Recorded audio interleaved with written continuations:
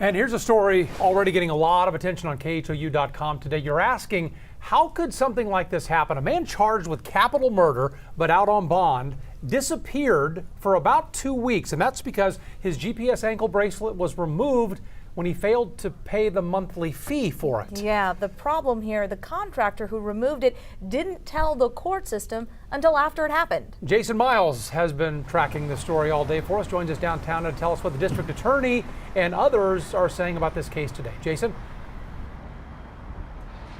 Yeah, take a look at this. This is the letter District Attorney Kim Ogg sent to a number of court officials seeking answers about all of this and aiming to close what she calls a troubling loophole.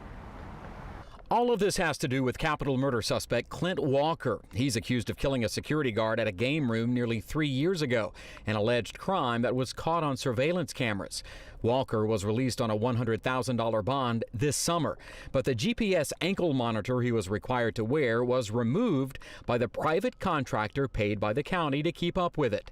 That's because Walker owed more than $300 to that company. The DA's office says Walker was unmonitored for about 2 weeks until Houston police arrested him yesterday. We have identified approximately 173 cases where individuals are out on bond for murder.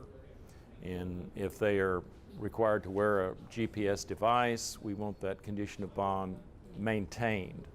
And we have notified the proper judicial authorities to look into this matter to make sure that this is not some widespread problem. It is not, according to the Harris County Community Supervision and Corrections Department. Director Teresa May tells me Walker's ankle monitor should not have been removed without the department's permission first. That's because the defendant's failure to pay the monitoring fee is a violation of their bond. Basically, HCCSCD says the contractor, a company called Guarding Public Safety, made a big mistake, and its agreement with the county has since been terminated. No one was in the office when we stopped by.